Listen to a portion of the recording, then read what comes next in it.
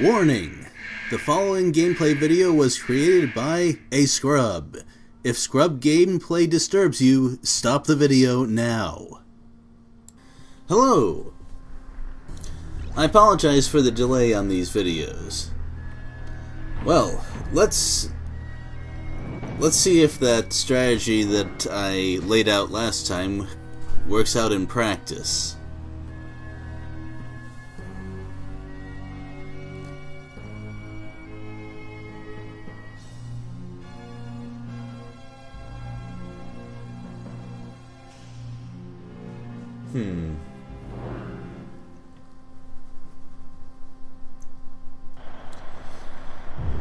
Part of the decision there was, if the fight closes to close range, it would be nice to have the recon on the ground. But, of course, that would mean I'm fighting at close range against an anti-AFW, which is bad. And also, if I did succeed at extending to long range, I would have a lot less damage. So this works in more situations.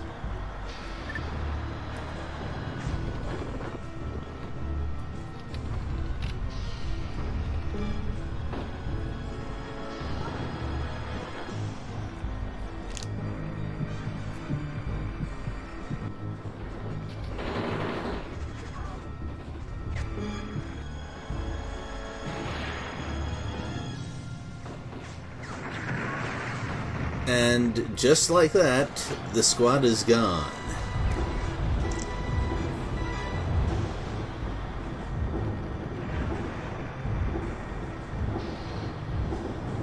Yeah, one thing that takes a little bit of use to appreciate is that John's anti-soldier shots have great burst damage, even though someone like Jun would probably do a lot more damage over the course of a battle. Being able to get rid of an enemy squad before they can retreat is really nice.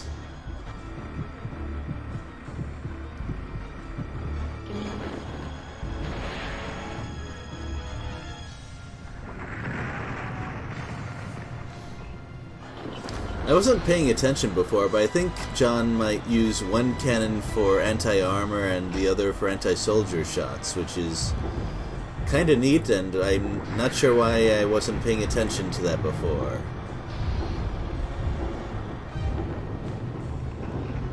Then again, I'm not sure if the game was quite that clever.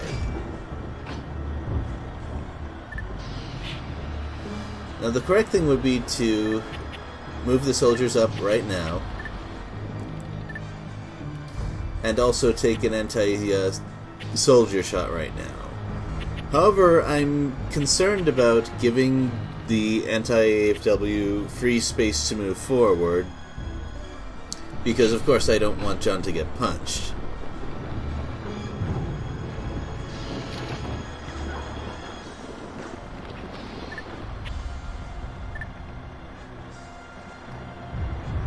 Well, it probably wouldn't have made a difference either way, because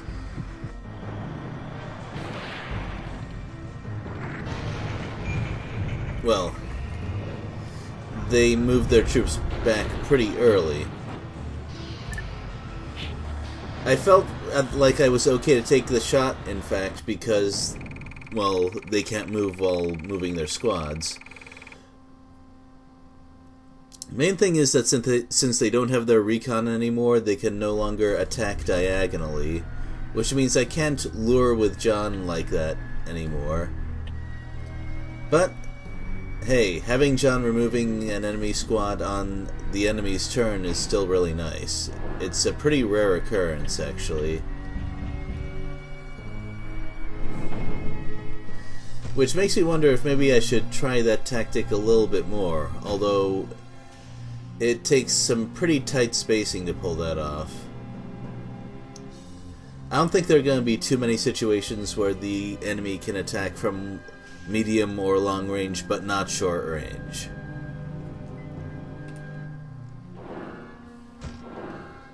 Now in this case, there actually was a good reason to put the recon forward even at long range, which is they have E-wire, and I don't want to waste any turns standing still and repairing if I can avoid it.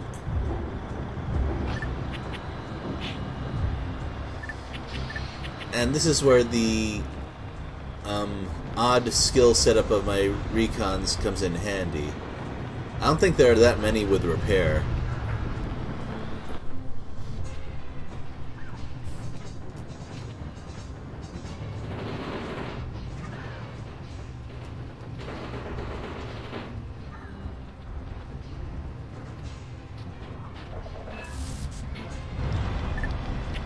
Of course, I still won't be able to move for a while.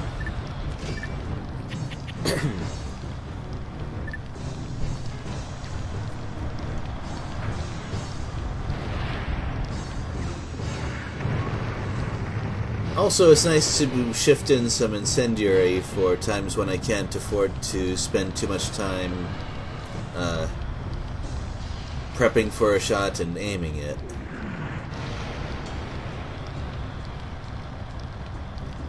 And that's why I'm glad that enemy mediums, and in fact pretty much any AFW type, will stop and fire even if it's well out of effective range. If I was going to design the AI, I'd make them more inclined to move forward if there was sharp damage fall off.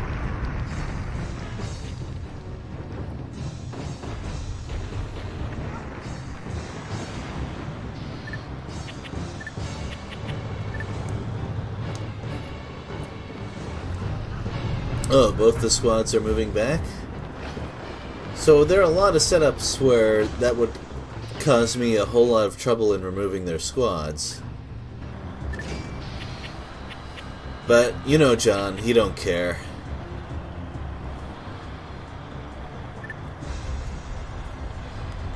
I mean, he can fire across like 4 map tiles, so a little bit of space behind their AFW isn't gonna bother him much.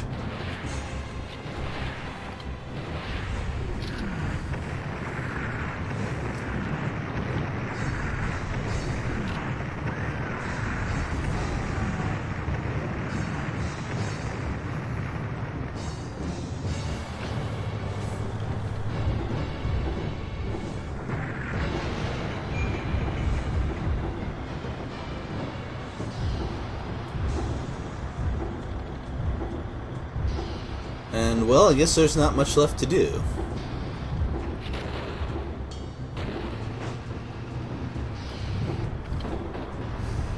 So, since I've talked about XCOM a bit, and I could go for many videos without explaining it all, or at least all of my perspective, let's make that kind of a running theme, like a side story. So, I think one of the most brilliant moves in game design for XCOM was them implementing the code to allow you to name each soldier. They didn't have to do that. I suspect that they were already working themselves crazy trying to get the game out and working properly.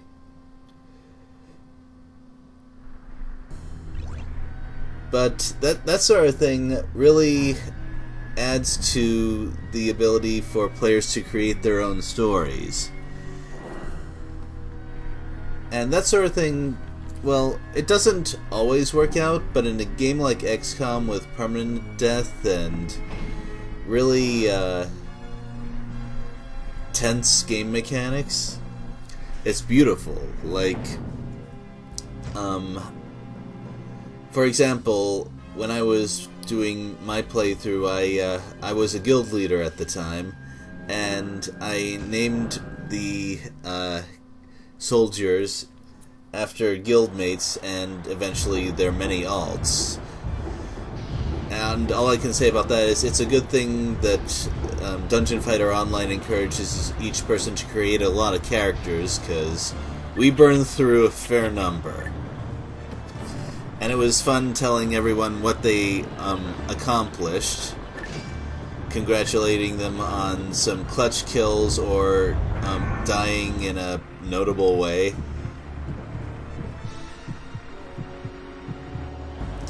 And you see this even in the reviews of the old XCOM, where you would name your soldiers after your friends or family members.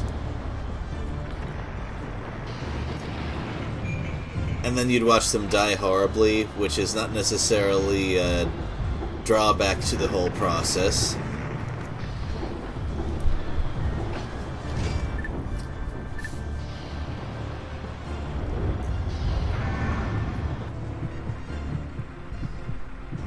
Especially when you start having soldiers that, despite everything, manage to build up their skills and become killing machines before they die anyway, because highly random damage and shaky armor values will get at you no matter how well you play.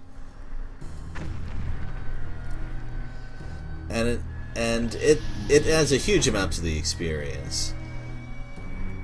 I don't even know if XCOM would be as popular as it became if it wasn't for that feature. And it wasn't even anything that directly affected gameplay.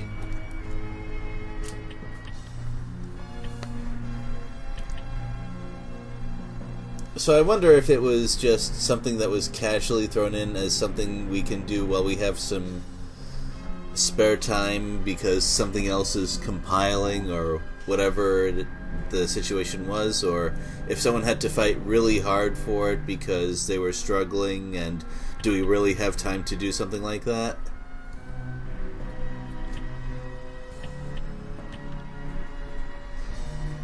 From what I know about game design, the latter is much more likely, but who knows?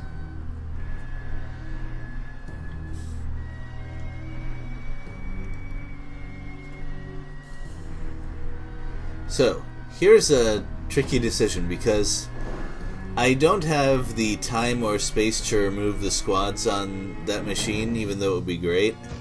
And I would really like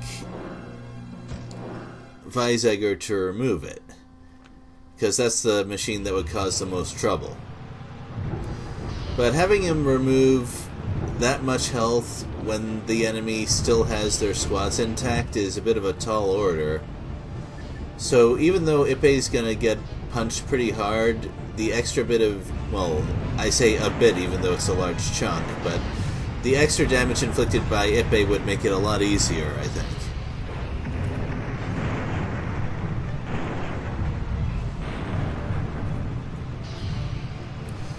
And I thought for sure that that would completely remove Ippei's shield, but it turns out there's a few points left.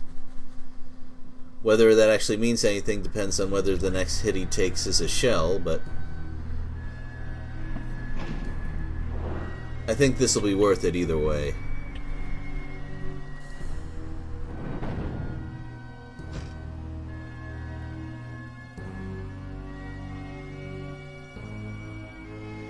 So, putting down wire against an anti-AFW seems great, but if I'm doing my job right, I'm going to be pushing it back a fair amount anyway.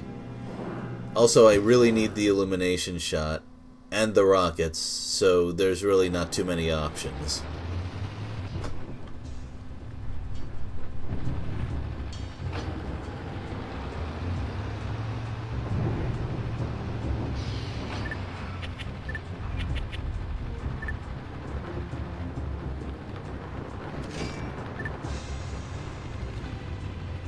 Alright, gotta be patient this time. I have to not fire before the illumination shot is up. However, this is going to cause a problem. And I do not quite understand why this shell threw off my accuracy as much as it did. Looking back on it, it makes me think that it disrupts accuracy by a set amount instead of just back to what it was before aiming, because I know that my base accuracy is not nearly that bad.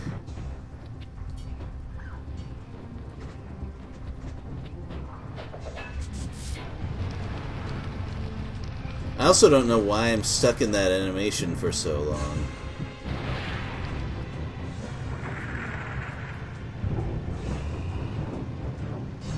However, giving him those extra steps is not so great.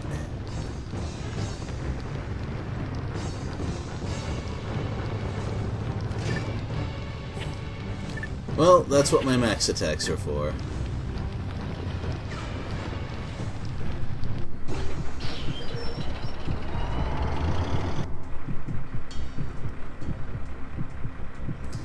I'm also glad they're courteous enough to stand still during this accurate fire animation.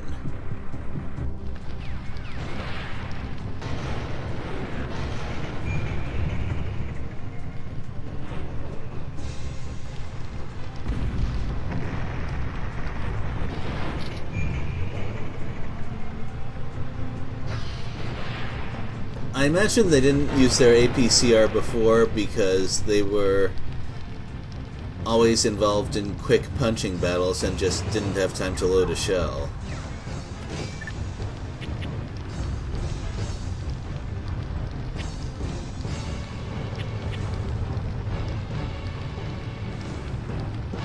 It's also easy to get the idea that, oh, I could have stopped them from firing all those shells if I was quicker or something.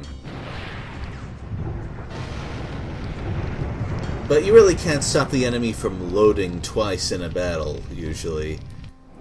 It would take some ridiculous measures. So the better attitude is, once they load up a squad that can fire anti-armor shells, they're gonna be fired. You just have to accept it and plan for that.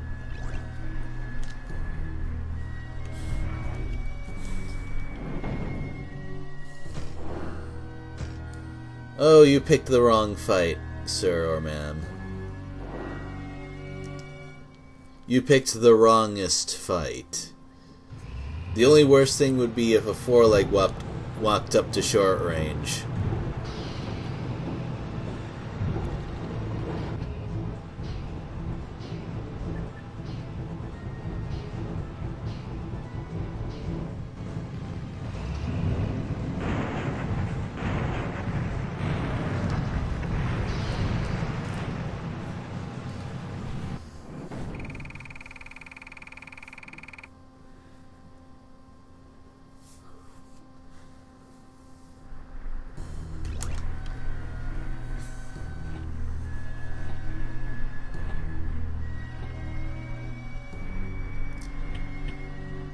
So, with leg damage and not so much health, it's pretty easy to figure out what to do. If I attacked, the other two could pile onto him, and who knows what would happen. Oh, there we go.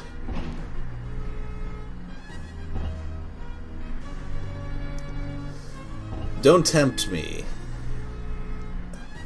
Actually, I'm pretty sure I could handle those guys on my own. But from the map design, it was pretty clear that we were supposed to be struggling a whole lot when the reinforcements arrived. And I forget a lot of things, but I think that's the only time the friendly reinforcements appear in the entire game. 'Cause, well, look at where we are. There's not gonna be any friendlies charging in around here.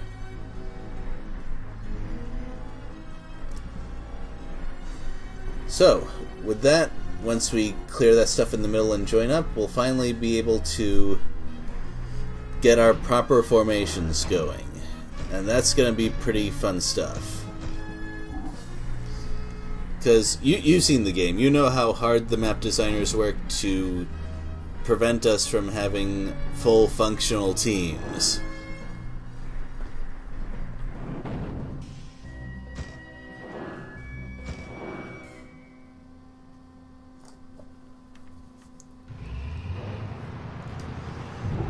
Well,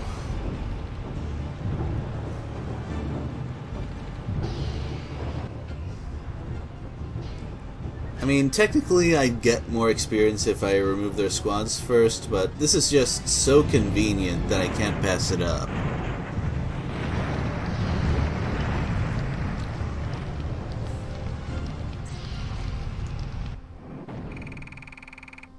So,